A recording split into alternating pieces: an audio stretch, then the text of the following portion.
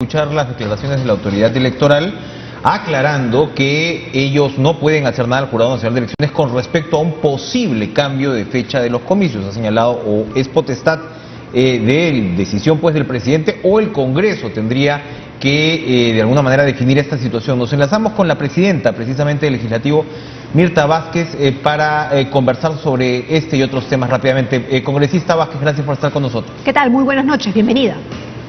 Buenas noches, Carla, Enrique, gracias por la entrevista. Su opinión por esta aclaración que ha hecho el presidente del Jurado Nacional de Elecciones. Bueno, sí, creo que todos estamos claros en este momento que las elecciones están convocadas conforme a la Constitución, y creo que al momento tenemos que hacer todos el esfuerzo por implementar las medidas que sean pertinentes, adecuadas para asegurar que las elecciones se llevan a cabo. Por eso todas las medidas que se están tomando creo que también van en dirección a eso. En este momento es importante también saber que asegurar las elecciones contribuye a la gobernabilidad, que es fundamental para el manejo de la pandemia también. Ahora, congresista, ¿pero hay esa voluntad de todos los congresistas, de todas las tiendas políticas, o hay algún interés de alguna manera prolongar, ¿no es cierto?, el tema de la fecha de las elecciones? Bueno, por lo menos explícitamente ahora no se dice nada de eso en el Congreso. Hoy día, por ejemplo, hemos aprobado dentro de la Junta de Portavoces la propuesta de una reunión que nos está haciendo la presidencia del Consejo de Ministros para concertar acciones en torno al manejo de la pandemia, y también en torno al tema de cómo es que vamos a actuar, digamos, y colaborar en este proceso de vacunación. Entonces, ha habido la voluntad de la mayoría de bancadas de tener esta reunión, consensuar. Creo que eso es un buen gesto, como para concertar medidas de cara a implementar lo mejor para el manejo de la pandemia, por tanto, también para asegurar elecciones, ¿no? ¿Qué otros acuerdos han alcanzado hoy en la Junta de Portavoces que sea importante mencionar, congresista?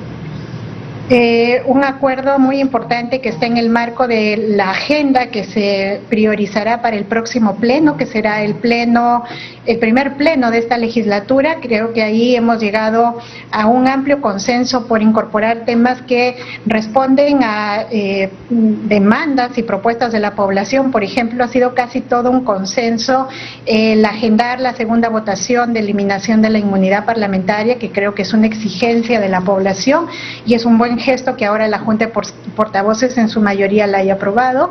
Hemos aprobado agendar temas fundamentales como los asuntos de regular, por ejemplo, la doble contratación de personal médico, que es tan necesario en este momento para atender la pandemia.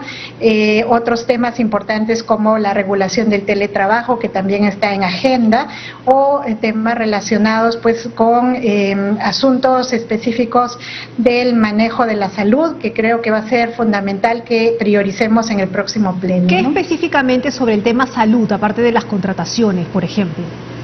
Bueno, vamos a mirar un poco cómo está el tema de la regulación. Por ejemplo, hay un dictamen que tiene que ver con la regulación de el tema de las clínicas, que lo han propuesto algunos portavoces, que creo que hay que revisarlo. Había una propuesta que no se llegó a consensuar en el periodo pasado, y será bien importante, por ejemplo, abordar este tema, esa propuesta de ley, de mirar si desde el Estado podemos entrar a una regulación más específica del servicio de salud de los privados, ¿no? Pero, a ver, si somos un poco más específicos, uno de los debates que se generó justamente en la primera ola es que las clínicas no estaban ayudando de alguna manera o estaban abusando con los precios en el tratamiento de COVID.